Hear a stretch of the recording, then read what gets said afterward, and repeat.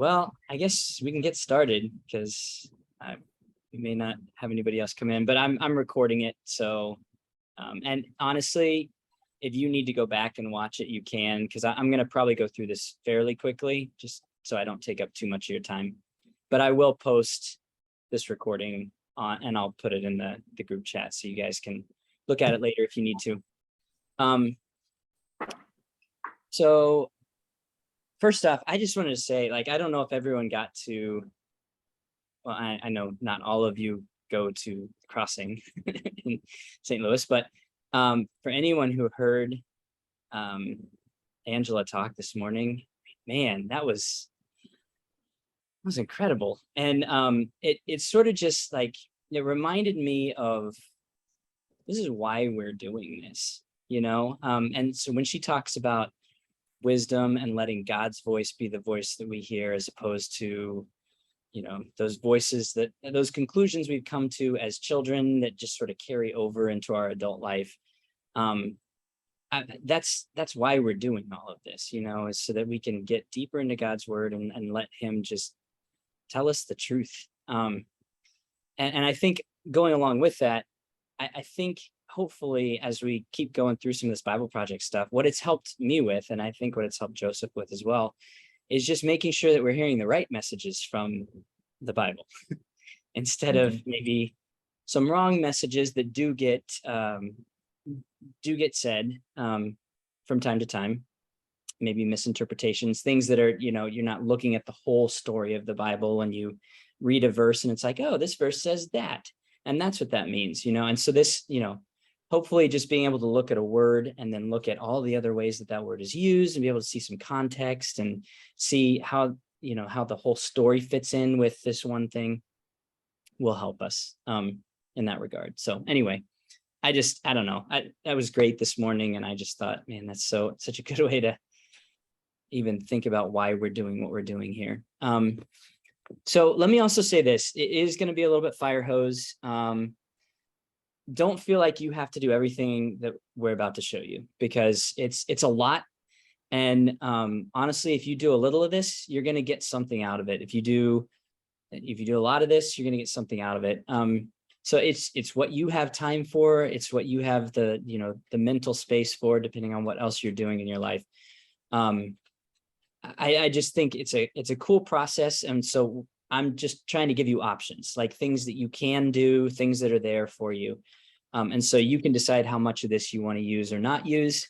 But just please don't be overwhelmed. This is my tendency, is like to just be like, blah, here's all of it, you know? And so just, I don't want you to be overwhelmed by that. Remember, there's a video, you can go back and watch this later. But I just want to show you everything that is there that could be helpful. So, so the first thing is, let me share my screen so you can see my stuff here. I need to get into, not that. Oh, move you guys.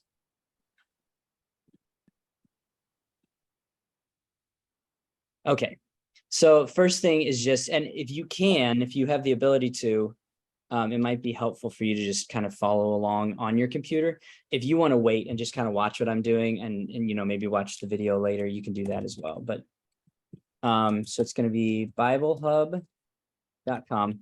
And just want to say this also, the stuff that Tim was using in his videos is really great and really hundreds of dollars also. And so we just, you know, we thought if we can do something for free, it's actually not quite as user-friendly as what he was using. And there's a couple of things it just can't do, but it can do most of it. And so we're going to use this. If you want to, you know, if you're really into this and you want to go purchase logos and, you know, get all the bells and whistles that go with it. It is a really cool program, but we thought that we would keep it cheaper than that. So, so what we're going to do is start with Deuteronomy chapter 6, because that's where the Shema is. So I'm just going to put in Deuteronomy 6. And so then if you just do that in the search engine up here for BibleHub, it will take you to the passage. And you can, there's several different things you can do from here. You can change the version. I'm going to show you something in a second here. But let me just show you verses 4 and 5. So this is actually what we're going to be studying. Hear, O Israel, the Lord our God, the Lord is one. And you shall love the Lord your God with all your heart, with all your soul, and with all your strength. And there's a lot of words here. And, you know, I think sometimes we read these words and we assume we know exactly what they mean.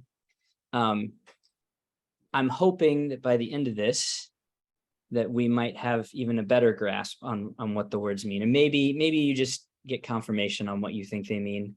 Or maybe some of these words, it's like, oh, wow, that is not how my brain was thinking when I saw the word heart or when I saw the word soul. And so hopefully some of that happens, because I think it definitely happened for me and Joseph, I think. So those are our two verses. And so we're going to start with the word here. We'll just start at the very beginning. But I do want to show you something real quick first that you can do that's kind of cool. If you go up here when you're in, well, actually, and what I think I maybe need to do here,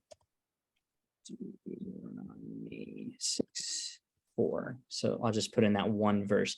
So then what you can do is you can hit parallel, and I kind of already did it, but you can hit parallel. Yeah, it took me right there. And it will actually show me this verse in a lot of different translations. And so that's kind of cool, because you can just look through this and you can see sometimes it's here, sometimes it's listen. Those are kind of the two main ones here. Listen. This one says, Israel, remember this, which is interesting. So some of these, you know, are more expanded, but you can get the idea there, right? But there's one other thing I wanted to show you here that's kind of interesting. We're not going to study this because it's not, it's kind of a deep rabbit hole, as Tim likes to say. But the Lord our God, the Lord is one. Okay, that's probably in the version that you have, most likely that's the way that it's translated. But notice how else that can be translated. The Lord our God, the Lord is our God, the Lord alone.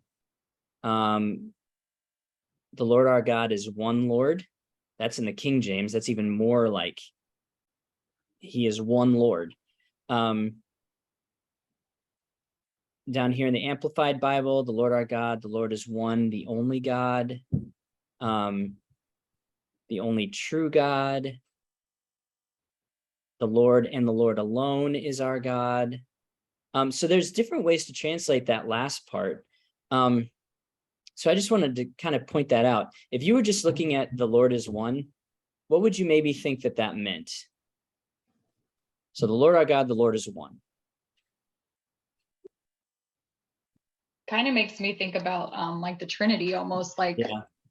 That's kind of where my mind went, was like they're all like they're one together, I guess.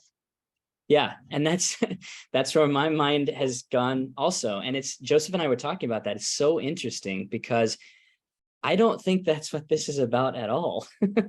and it almost couldn't have been. I mean, I guess it could have been, but we are, as Christians, as New Testament Christians who are looking at this a long time after, we sort of have this filter that we pass it through, right? Okay, the Lord is one. And it almost bothered me sometimes. I'm like, oh, the Lord is one. That seems to contradict the whole idea of the Trinity, you know? And so it's just interesting because you can look at other translations and see the Lord is our God, the Lord alone. Okay, so maybe what this is saying is more like this is the only God for you, right? And I think the more you look at this and the more really you just read the Old Testament, I think that's really kind of what it is. And so the deep rabbit hole, if you are interested, you can look into a little bit, what did it mean for an Israelite to be a monotheist? Because and we'll get into this with the heaven and earth class a little bit more, but they had this concept of like, there are a lot of gods, but our God is the God above all other gods, right? And so it was interesting because when we think of Israelites being monotheists, we think, oh, they just thought there were no other spiritual powers. But that's definitely not what they thought. They thought, no, there's lots of spiritual powers out there, but our God, he's the one who created all of them, and he's the one who rules over all the rest of them. So to say the Lord is our God, the Lord alone, essentially is just saying, like, worship this God. This is your God. Yahweh is your God. So anyway, it's just interesting because if you look at the multiple translations, you can start to see something there like, oh, okay, maybe this doesn't mean exactly what I thought that it meant, right? So it can sort of even nudge you in that direction. So anyway, it's kind of interesting, but that is not our word. Our word is here. So you can look at the multiple translations first if you want to, and so you can see how it's translated in a bunch of different versions. There's kind of another way to do this that I'll show you in a second. Okay, so then this is kind of the big one from here. So when you're in Deuteronomy 6:4, this verse right here, if you click on this thing right here that says interlin, that will give you the interlinear text. If this pulls up, there we go. This. Okay, so now what it does is it gives you the English down here. By the way, Hebrew goes from right to left. Okay, so it's different than English. Obviously, English goes left to right. So it's a little confusing at first, but it starts on this side and it moves over. So here, Israel, Yahweh, our God, Yahweh, one. There's one. Okay, and so that's our word right here, is the word here. And so it tells you right here, it gives you like the Hebrew, which unless you know Hebrew, we're not going to understand that most likely. But then it gives it like a transliteration up here so you can kind of pronounce it a little bit better. And then it gives even a better pronunciation after the next thing that we click on here. So what you can do is there's a number that goes along with this word. And so you hover over the number, and is it going to do it? Hang on, let me click. There we go. So if you hover over it, you don't even have to click on the word necessarily, but it will start to give you some of the definitions of that word. And that's a little much, but you can at least, if you don't want to click on the word right away, you can at least kind of get some idea of what the translation of the word would be.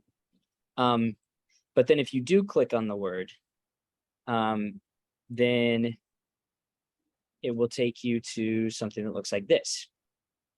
Okay, and so then right here, it gives you the transliteration of the word. It gives you the basic definition, tells you the original word in Hebrew. It tells you what part of speech it is. And then it tells you, this is helpful, it tells you basically how to pronounce it. So shema. And then again, the definition, I don't know why they gave it twice like that, but whatever. So then you come down a little bit further, and this is useful because this basically, and I added it up to make sure that it actually does. If you scroll down a little bit further here, it tells you that there are 1,160 occurrences of that word in the Hebrew Bible, which is a lot. But if you come up here, it's kind of nice because they've already broken it down. Like, these are all the ways that it's translated. So you actually added all those up to make sure it came out. I did. I was like, is that really? I wanted to make sure that's actually what those numbers were telling me after. So yeah. So that's actually what it is. It's telling you that this word is, and now this is in the NASB, which is a pretty literal. It's not, I mean, they still try to make it readable English, but it's a pretty literal translation. So this is the NASB. They translated it here 270 times, heed, 5 times, listening closely. So you can see all the different ways. Obey, it's actually translated obey quite a few times, which is interesting. So you can just start to get a sense for the range of this word, like Tim talked about. And so that's a good starting place. And so then once you've done that, let me make sure I'm not forgetting anything here. Yeah, okay, so then when you come down about halfway down the page, this is where it will tell you how many occurrences of the word there are. And if you click on this, then it will actually bring up every single occurrence of that word in the Hebrew Bible. And so you can see, okay, so the first one, Genesis 3:8, they heard the sound of the Lord. He said, I heard the sound, you have listened to the voice, because you have listened to the voice of your wife. So you can start to see how this word is sometimes used, okay? So remember what Tim talked about. My recommendation would be, because we're in Deuteronomy, right? I would start there. I would go to the Deuteronomy passages, which you have to scroll way down to get to, and just look at, okay, how is this word used in Deuteronomy, right? And so then once you've done that, then maybe you would sort of widen your scope out to the Torah, and see those first 5 books, and then you maybe would widen your scope out even a little bit more and see, does it seem to be used differently in the Torah versus the prophets versus the writings? So, there's 1,160 times this is used. You're not going to have time to look at all of those. I mean, maybe you will. I probably won't. I'm guessing most of us won't. That's a lot, right? But I think after looking at just some of these, and maybe look in different places in the scriptures, you can start to maybe get a sense for how the word is used. And so that's the first thing here. And what you can also do, if you click on each of these verses, trying to remember exactly how to do this. I think if you just click on the, like, let's say you want the New International or New American Standard version of the verse, you can click on that, and then it will actually, what did that do? I don't like that. Hang on. Deuteronomy 1:16. I don't like that either. There it is. Okay, so yeah, this is not, again, this is the free version. Just remember, we have to jump through some hoops here. But if you're here where you're looking at a verse and you just want some more context for it, so you can do a couple of things. You can just click on the verse, and if you scroll down a little bit, it will show you the verse in some different versions, right? So you got New American Standard right here. And so you can see, okay, the word here are the cases between your fellow countrymen. So you're like listening to a case. But the other thing you can do, if you want more context, I'm going to back up again, then you can click on the NAS and it will give you the whole chapter, right? So you can look at the whole context. But again, you're just sort of doing as much of this as you want to sort of fill out, what does this word maybe mean? Okay.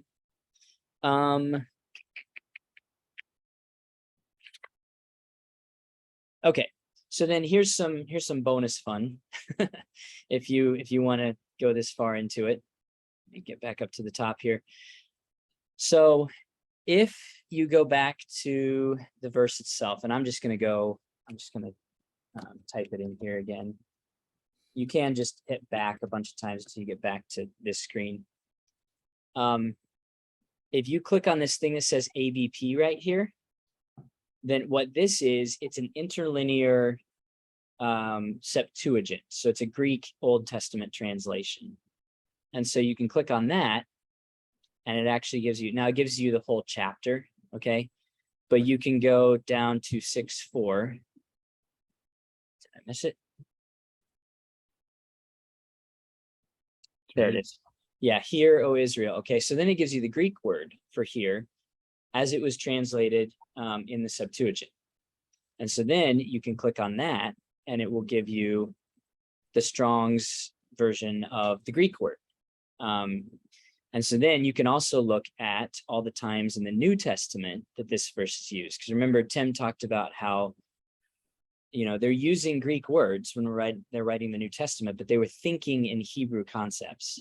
And so you can actually see how are they using this word that got translated as here in the Shema. How did they use that word in the New Testament, right? So then you can click on that and you can see the times when Jesus used that word. That would be interesting, right? To look at, okay, when did Jesus use the word here and how was he using that word? Again, probably thinking in terms of the Shema and, other places where that word was used. And so that's kind of interesting. Again, that's, just something you can do if you want to do even more than the 1,160 Hebrew occurrences. Why not? Again, don't be overwhelmed. I'm just giving you options. All right. There's lots of options here.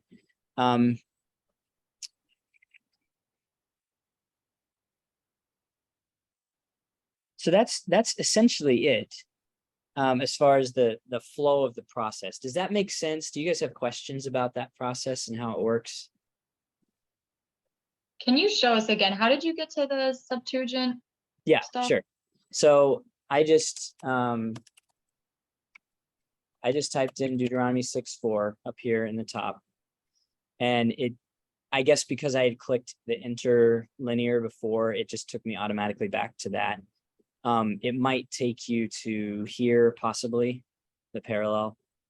But wherever you are, if you have just that one verse up, you can click on this ABP right here, right next to the LXX. So this is also a version of the Septuagint. The problem with this one is it's not interlinear. So if you click on it, it just gives you the Greek, which it's hard to, kind of keep track of where you're at.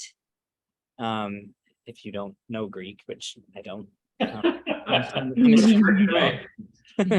So this is nice because it gives you the interlinear, the ABP, so you can see when you get down to verse 4, you can say, okay, so the word here, that's the Greek word for it, and then you can click on the Strong's version. I will say the one thing that this free version on the internet does not do, and it's unfortunate, it doesn't do what Tim was showing. If you start with a New Testament verse and you're looking at a Greek word, what it doesn't do, it will not, at least I haven't figured out a way to figure out every time that Greek word is used in the Septuagint. So that's kind of unfortunate. I don't really know a good workaround for that right now. I was trying to figure something out, but I couldn't really find anything that was good as far as the free version. So that's one thing Logos does do that's nice. It won't be an issue for us because we're just using the Deuteronomy 6, 4, and 5. So we're in the Old Testament going to the Greek. But if you were starting with Greek and you wanted to go back and see what Hebrew words were used that sort of correspond to that Greek word, it would be hard to do. So anyway, that was a good question. Thanks, Christina. Any other questions about the process in general? It's not super complicated. It's a lot to go through, especially for this word. Not all the words will be like this. I think this is actually Joseph, do you know if I'm right in saying this one has the most occurrences out of any of the words that we're studying? I do believe so, yes. I believe this one is the most. It's just a common word, the word here. It's used a lot. God wants us to listen. So, sorry, can I ask another question? Yeah, sure. I guess is the purpose of what we're doing is just to kind of explore this in whatever way we want to, and then come back together to share thoughts on Sundays. Is that the plan? Yeah, so that's the idea, is kind of just see what you can get from this word. Think about your initial definition of the word here. That actually, I'm glad you asked that, because it might be useful before you do anything else, just to write down, what do I think the word here actually means? Just write that down, and then do your word study, and you can come back and say, has my definition changed at all? That would be a good practice. Just so you can kind of see, okay, how did my ideas change as I went through this? Sorry. I was going to say the other thing, and I'm sure Nathan was going to bring it up, is you guys also feel free to use the group chat as well if it's easier for you, if you feel like you communicate better through writing, which is, some might. Feel free to jot your ideas, or you might forget by the time we get back this Sunday. You can jot them down in the group chat, and because again, we just kind of want to hear and see how. For me, again, and Nathan already alluded to this, this was one of the very first exposures to the Bible Project, and we'll get to the videos in a few minutes, but this was one of my first exposures, and this really opened my eyes to see how deep this really goes, and the meaning is so much more than what I was exposed to, or I even thought it could be. There's just so much depth to this, and it just made the scripture come alive in a more meaningful way for me. So that's just my own personal experience from it. Well, yeah, that's exactly right. And one of the things that Tim and John talk about in one of their podcasts is this is Jewish meditation literature. And so you're meant to just look at it and look at it and look at it and look at it and look at it. And every time you do, it's like there's another layer, and you you just think there aren't any more, but then there are. So it's really cool in that regard. So it's like eating spaghetti. It's never ends. What, can you explain that? Well, when you eat spaghetti, it's like you just keep eating it. It's like the spaghetti Okay, all right, yeah, never gets smaller. okay, I like that. Yeah, Are you hungry? Is that what where the analogy came from? we were talking about pizza I earlier. know I've been starved. We started the whole conversation with Chicago deep dish pizza, so that Right. yeah, so that's, and actually that also, Christina, your question leads really well into talking about the Bible Project videos as well. So let me stop sharing this. I just want to make sure I'm not forgetting anything here. Okay, so now I'm gonna share my phone screen. Maybe. Because I'm going to show you something on the Bible Project app that might help you here. Oh, one other thing I was going to say, and this is something that Joseph made me think about when you're talking about putting stuff into the group chat that you're learning. That's great. I mean, I what I don't want anyone to feel as we're going through this process is like, oh man, there's like, how am I ever going to figure this stuff out on my own? Okay. I really, truly don't think the Bible was ever meant to be figured out on our own. I think this is a community work. This is always how it was read, because I mean, paper was hard to come by. Paper wasn't even a thing when the Bible first started being written down. And so this was very much a community thing. You're meant to read it in community, understand it in community, so we can help one another. And so I think, putting what you're learning in the group chat is great, because then you might say something and someone else is like, oh yeah, I hadn't thought about that. And then that leads them down another trail, and we're learning from each other, which is perfect. The other thing is there are some Bible Project videos that can really help us also. So if you're struggling here, you're like, I just don't feel like I'm getting anything from this, then you got a couple options here.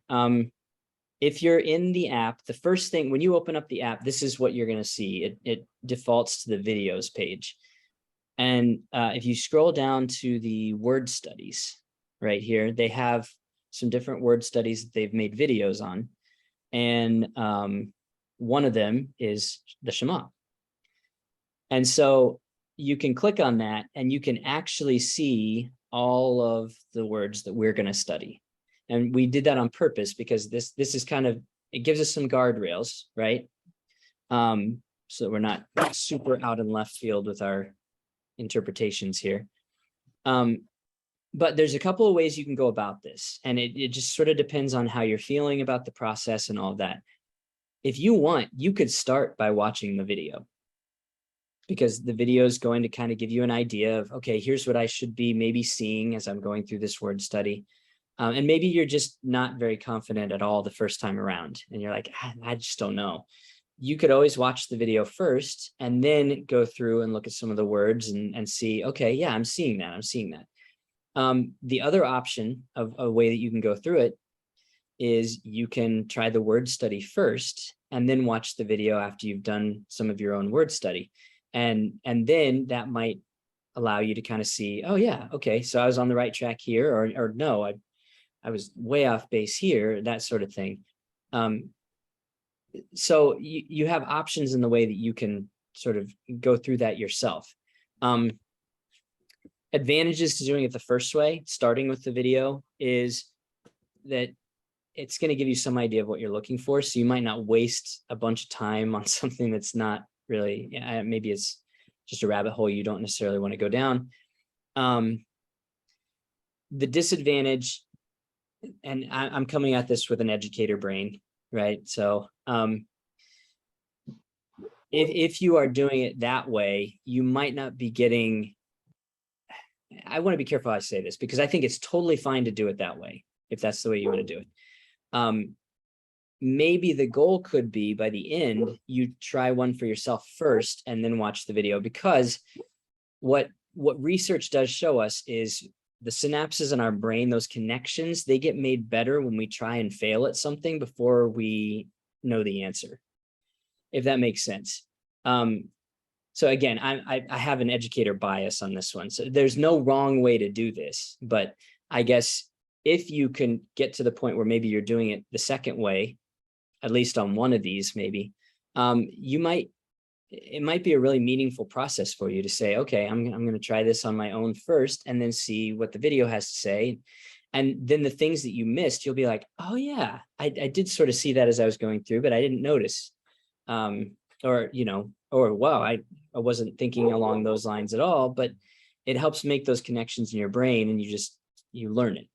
So, yeah, so those are a couple of different ways you can go about doing the word study with the videos as support.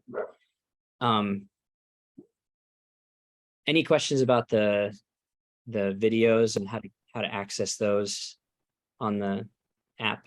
I sort of got into the app quickly. Do we feel okay about that? Yep. Okay. So as far as next week, the goal is just work on that word shema. And then anyone who wants to, we'll have another Zoom meeting next week and we'll just kind of talk about what did you see? And it will be totally open-ended. You can share anything that you learned as you were going through it, anything that you saw. And I have a feeling like we're going to get a lot of really cool insights from each other. Because everyone's brain works a little bit differently. Everyone thinks about these things just a little bit differently. And so we'll have that conversation probably, I'm thinking at 7:30 again next Sunday. We'll let you know for sure. But again, if you can't make one or some of these, not a big deal at all. We'll record all of them and then post them. So that if you want to go back and watch them later and see what other people are saying, that's totally fine. And I know it's the summer, people are in and out, they're on vacation, they're doing other things. So that's totally fine. But anyone who can make it, we'll have these turned on. And, I mean, if nothing else, Joseph and I will be having fun talking about this stuff, I'm sure. And one thing to add there, Nathan, just to bring up to everybody about the videos, all these videos are super short. I mean, like, I think the longest one is like 7 minutes long. Yeah. So, Nathan and I were very intentional about this word study. We didn't want to, number one, feel overwhelming. And number two, we didn't want it to take up a ton of your time either. We wanted you guys to be able to sit on that word, really think about it. You can watch the videos more than once. I mean, I've done this Shema video series like 3 or 4 times. Sometimes I just go back to it and watch it again because it just reminds me of some of those things that I need to be thinking about. So, but again, they're really super easy to watch. They're not very long. So don't feel like you're going to be spending as much time as you did in our previous sessions watching 30-minute videos or anything like that. So I just wanted to throw that in there for those who maybe haven't watched as many Bible Project videos. So yeah, thank you. That's great, because yeah, you're right. It doesn't say how long these are, but yeah, they're short. I think we talked about everything. Joseph, can you think of anything else that we haven't talked about? No, I think you did a great job covering everything. And I think you are going to put out some instructions. Are you going to put that little section of instructions out on the group chat so they can see how to do that? Yeah, I forgot that we had talked about that, but yeah, I can do that too. So if you don't want to go back and watch this long video with me rambling, I'll just put like a list of instructions also, so you can just read that. and just be reminded of like how to get everywhere in case you forget. So I'll try to have those both put up by tomorrow at the latest. And then, like I said, and like Joseph said, if you find something that you're really excited about, share it in the group chat, because I think that will probably be exciting to other people as well. You guys have any other questions before we finish up? Seemed pretty straightforward. Okay, good. So what I was hoping. Now, I do want to say one more thing I was thinking about, before this meeting and throughout this process. I don't know if many of you know this, but really Nathan was the one that introduced me to a lot of this stuff here. And as you probably noticed, he takes the time to lead the group through these meetings and, writes a lot of the, material and messages that go out to the chat group. I know Nathan's not gonna like me, I didn't say anything, but I just want you guys, wanted to say thank you to Nathan from all of us, including myself, for your support, for your wisdom, for the time that you're taking out of your own schedule to invest into other people's lives. It really means a lot to me personally. And I know from talking to other people that it really means a lot to them as well. So I just wanted to say that in this setting, because again, for me personally, it just means a lot. And I just wanted to call it to the table and say thank you for all the time that you're investing into all these people's lives, and for including me in that process as well. I'm really grateful for that. So Thanks. Well said. I agree. Yep. Thank you. I mean, I know Joseph and I think we just got so excited about this stuff, we couldn't not show it to other people. So I'm glad that there are other people who are enjoying it as well. So. All right, well, I guess we will plan on being here again next Sunday. And if you guys have any questions throughout the week and you need anything, let us know. And otherwise, I guess we are done. All right, If you have any individual questions, questions? I'll hang on for just a couple more minutes, but otherwise, I guess we'll see you guys later. Good night. All right, thanks. have a good week. Thanks, you too. Thank you.